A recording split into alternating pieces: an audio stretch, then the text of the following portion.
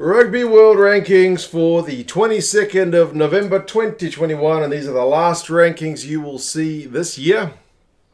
Pretty much, I think, at least with the kind of major teams that are on this part of the board.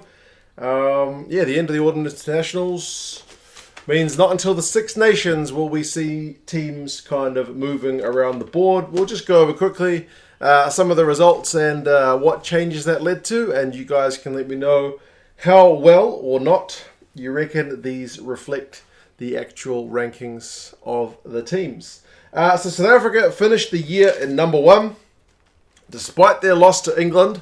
Very close fought that game. They've dropped from 91.83 to 90.61, which left the door open for the All Blacks to take that number 1 spot. But my memory's a little fuzzy. I seem to remember something about a team in white chasing around a dude in blue and not being able to stop him. But either way, the All Blacks, if they indeed played, my memory, as I said, has been having issues blocking stuff. But yeah, they're down to 88.75 from 90.02. So I'm not sure what happened there. But the All Blacks are still in 2 for the end of 2021. They'll have to wait quite some time until they get another crack. Because they're not playing for a bloody long time, are they? Neither are the Springboks.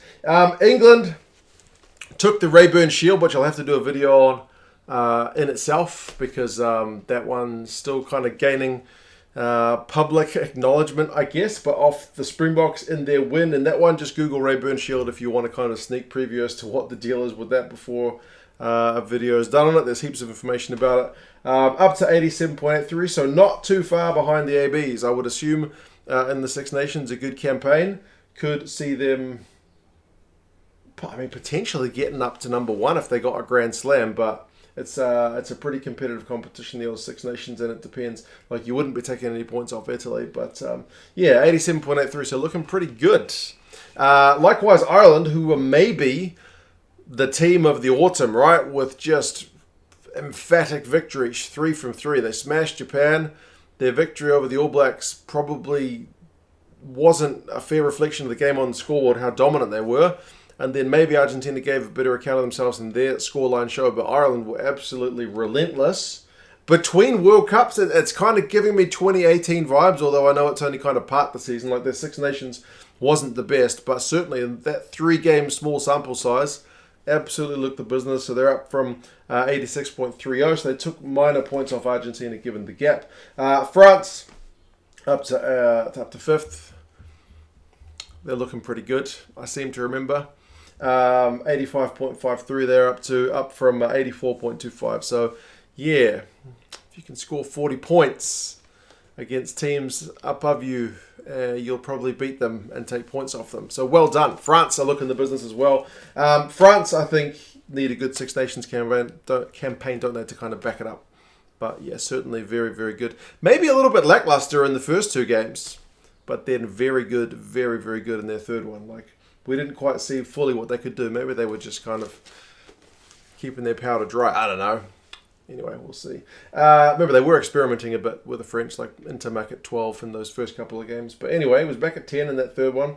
The Wallabies, their kind of run, which was going so well, came to a pretty abrupt end, and the tour finished pretty kind of poorly. They won in Japan, but then their 3 results in Europe didn't go the right way for them, so they're down to 6th. So it's been a bit of a fall from 3rd across the autumn period for them, so kind of the opposite from Ireland, but they did have their issues with kind of players not being available, so down from 85.09 down to 83.9, so it's a bit of a drop. Scotland did take some points in their win over Japan, but not enough to go up. Wales are finally out of 9th.